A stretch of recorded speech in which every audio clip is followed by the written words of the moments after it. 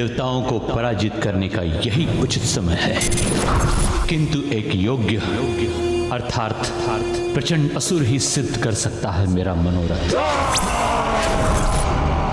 एक ऐसा असुर जिसके अपूर्व शस्त्र में अनोखी शक्ति हो।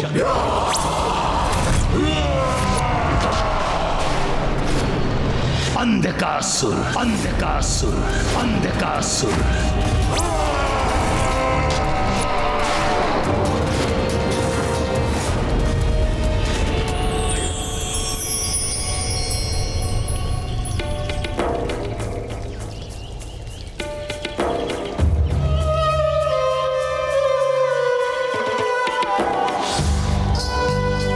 कात्यायनी, पुत्री,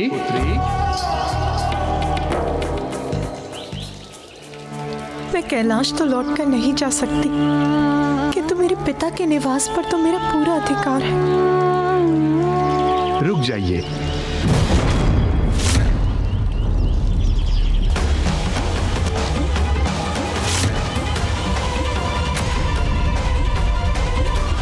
पिताश्री, इस आश्रम में आपका प्रवेश निषेध है।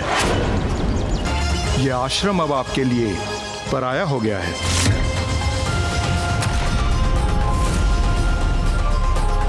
पराया हो गया? कैसे?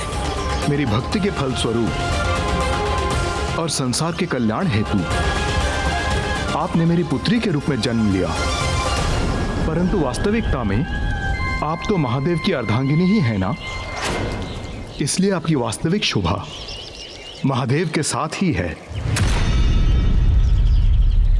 कौन पिता अपनी पुत्री को अपनी दृष्टि से दूर करना चाहेगा, परंतु दुर्भाग्यवश पुत्री पराया धन होती है, इसलिए आपका कैलाश जाना ही उचित है। पुत्री और धन, इन दो सुंदर शब्दों में आपने पराया जोड़कर इन्हें अर्थहीन कर दिया पिताश्री, और मुझे अपने से विलग कर दिया।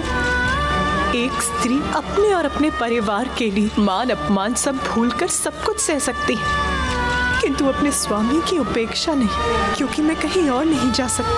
आप ये मत सोचिएगा कि मैं यहाँ आपसे सहायता मांगने के लिए आई थी। मैं तो यहाँ केवल अपने पिताश्री का स्नेह पाने आई थी, आपका ध्यान रखने आई थी पिताश्री। मेरा दुर्भाग्य, यहाँ भी मैं अपने पिता के स्नेह से वंचित रही। किंतु स्त्री अबला नहीं होती, वो किसी भी पुरुष पर आश्रित नहीं होती। पिताश्री, मैं आपसे विदा लेती हूँ।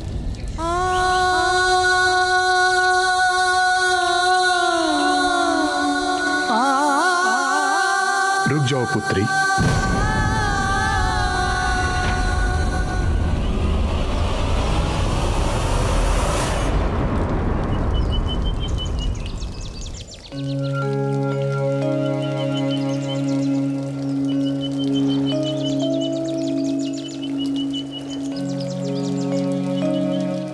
पुत्री रूप में आपको पाकर मैं धन्य हुआ, परंतु आप महाशक्ति हैं, ये मुझे ज्ञात है।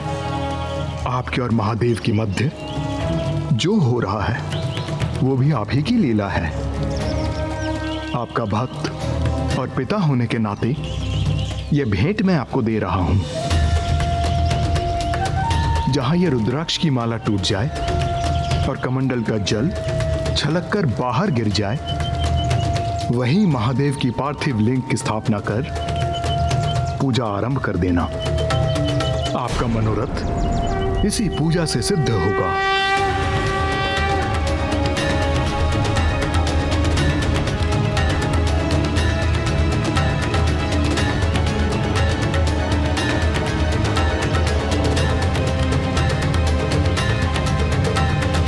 एक पुत्री के रूप में आपने मुझे अत्यंत ही सुखद पल दिए हैं, परंतु एक सुख से मुझे वंचित कर दिया। बस आपका कन्यादान नहीं कर सका।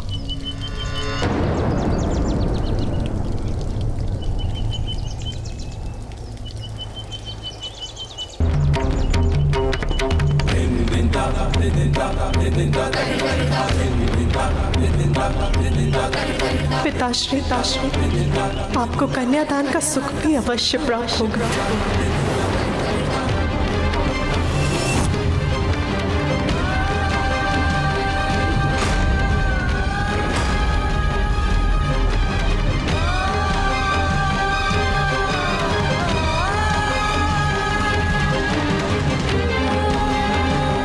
क्षमा करना पुत्री,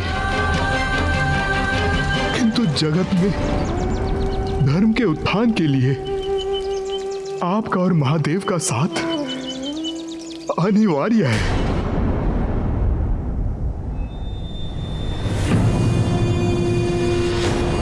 ये तो विशाल का एक कूप है मेरे समक्ष।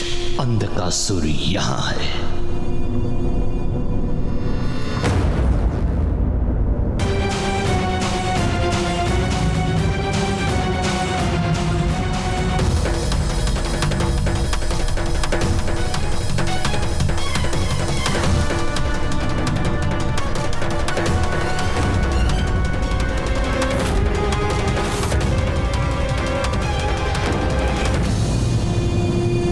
इस अंधकारमयी कूप में किसने किया इन असुरों का वध?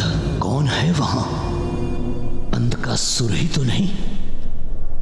ये तो अंधकासुर ही है, किंतु इस कूप कारागार में क्यों है ये? और यदि उसके साथ बंदी सभी असुर मृत हैं, तो वो जीवित कैसे हैं? मुझे अपनी अंतर्दृष्टि से ज्ञात करना होगा यहां हुआ क्या है।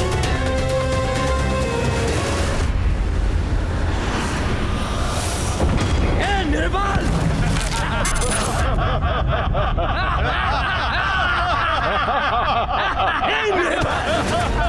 तुम हिरण्याक्ष के पुत्र हो ना? हिरण्याक्ष की मृत्यु के पश्चात तुम्हें इस कारागार में नष्ट होने के लिए छोड़ दिया गया था ना?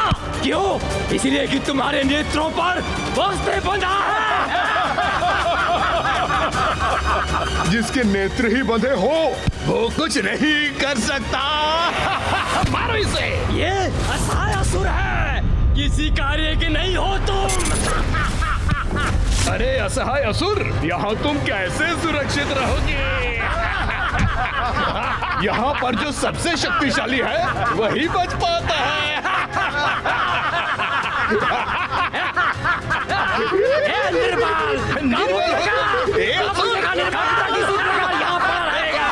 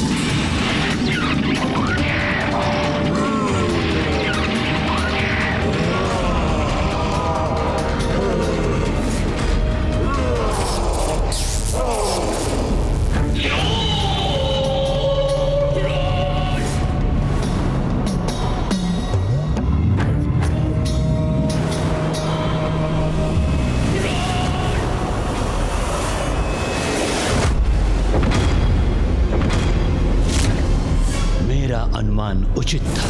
अंधकासुर ही है वो सुपात्र असुर जिसकी मुझे प्रतीक्षा थी। अंधकासुर, सुनो अंधकासुर, मुझे ज्ञात है कि तुम कौन हो। तुम एक महाशक्तिशाली असुर हो जिसका स्थान इस कूप में नहीं हो सकता। अब समय आ गया है अंधकासुर, तुम्हें बाहर आकर समस्त संसार को अपनी वास्तविक शक्ति का परिचय देने का। किंतु मैं ऐसा क्यों करूं? शक्ति, प्रसिद्धि, स्वर्ग और देवताओं पर विजय प्राप्त करने के लिए चुनाव तुम्हें करना है अंधकासुर। ब्रह्मांड पर राज करना चाहते हो या इसी कारागार के एकांत में मृत्यु प्राप्त करना चाहते हो? तो तुम हो कौन जो मैं तुम्हारी बात मानूं? मैं असुर गुरु शुक्राचार्य हूं, तुम्हारा भी गुरु। मैं तुम्हें सर्वशक्तिमान असुर बना सकता हूं। तुम्हारी सहायता से समस्त असुरों का पुनरुत्थान कर सकता हूं। कपटी देवताओं का विनाश कर उन्हें दंडित कर सकता हूं मैं।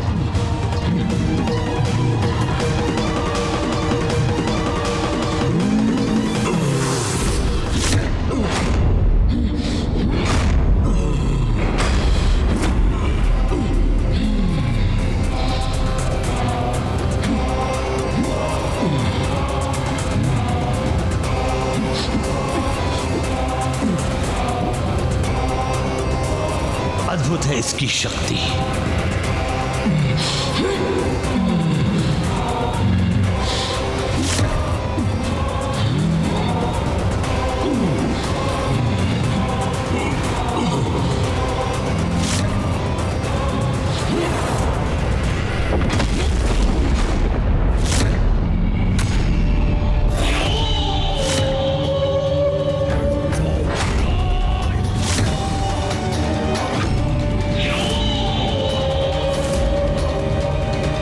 कुछ भी असंभव नहीं इसके लिए।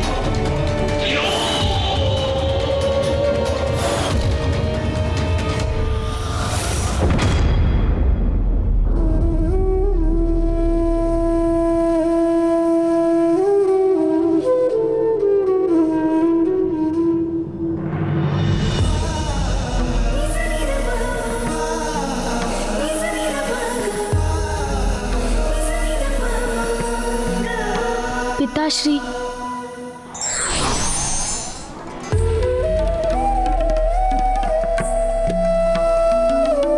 पिताश्री, पिताश्री तो कुछ सुन ही नहीं रहे।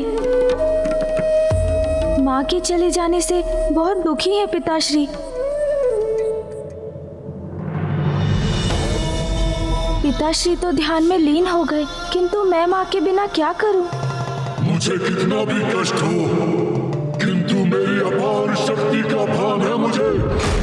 अंधक का अंधकार बना सकता है सबको अपना बंधक। शक्तिशाली असुरों को मृत्यु के मुख में धकेला है मैंने, किंतु अब मेरे समान शक्तिशाली व्यक्ति पर प्रयोग करूंगा अपना बल। अर्थात देवता।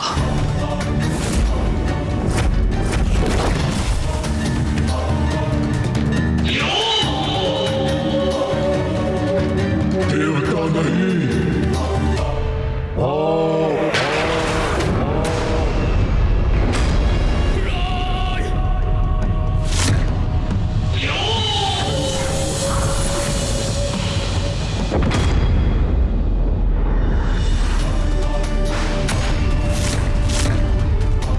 ये क्या कर रहे हो तुम? मत करो ऐसा।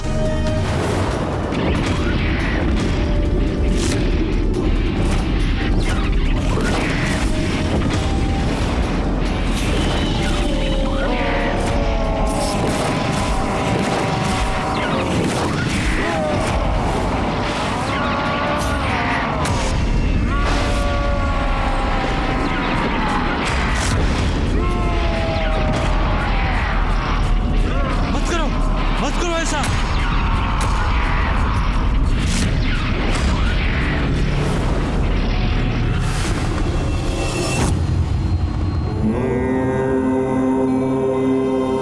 पिताश्री तो ध्यान में लीन होकर अपना दुख भुला देंगे, किंतु माँ कहाँ है? कैसी हैं, मुझे ज्ञात करना चाहिए।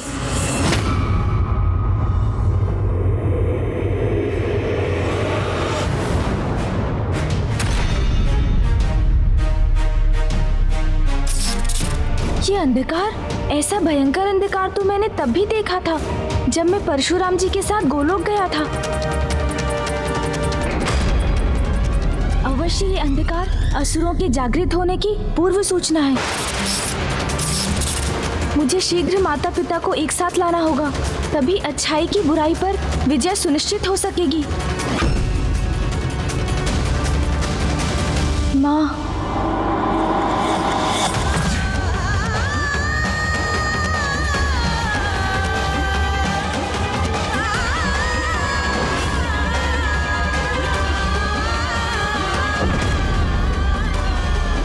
मुझे माँ को यहाँ लाना ही होगा। कैसी मूर्खता है ये? मैं सहायता करने आया हूं तुम्हारी, तुम रुक जाओ, रुक जाओ। अन्यथा अंधकार तक उस कूप कारागार में बंदी बने रहोगे तुम।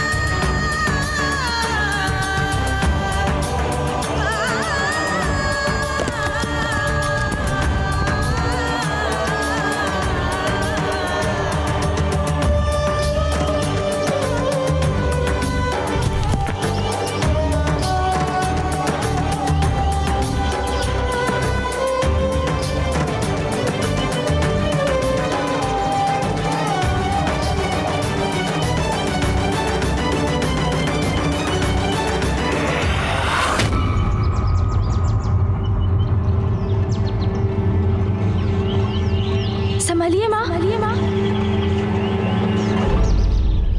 जय गणेश जय गणेश जय गणेश देवा, जय गणेश जय गणेश। मुझे माँ को पिताश्री के पास लेकर जाना ही होगा, तभी उस संकट को टाला जा सकता है।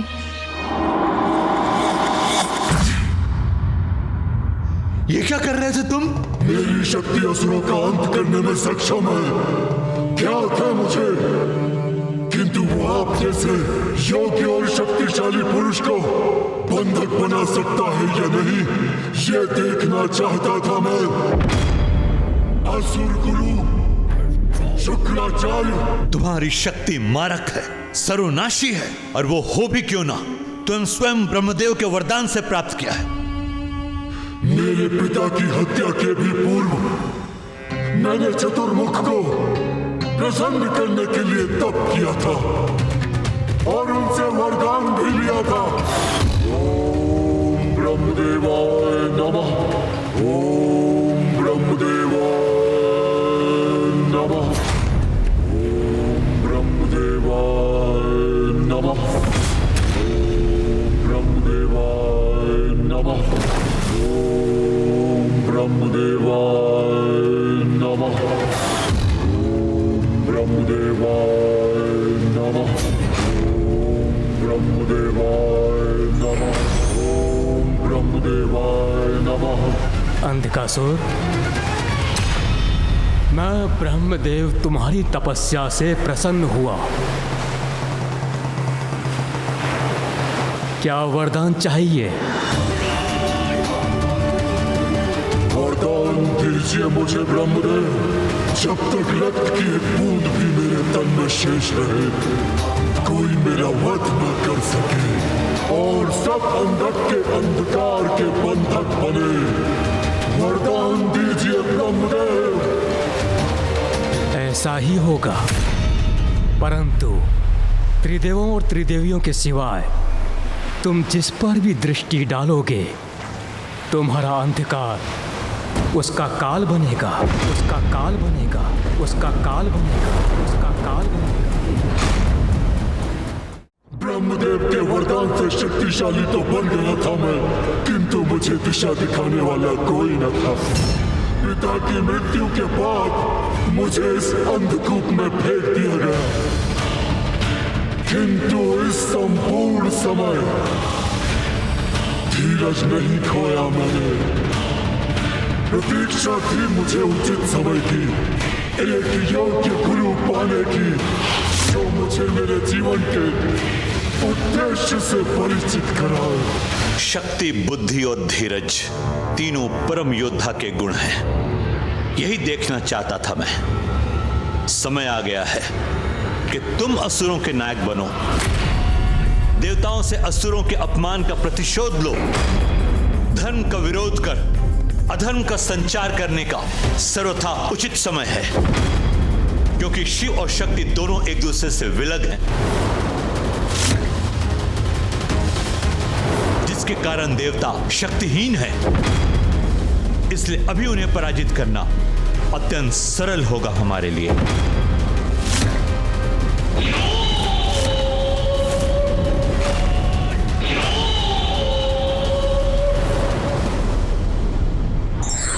अवसर का लाभ लेना कायरता है, इससे हमें कुछ भी प्राप्त नहीं होता।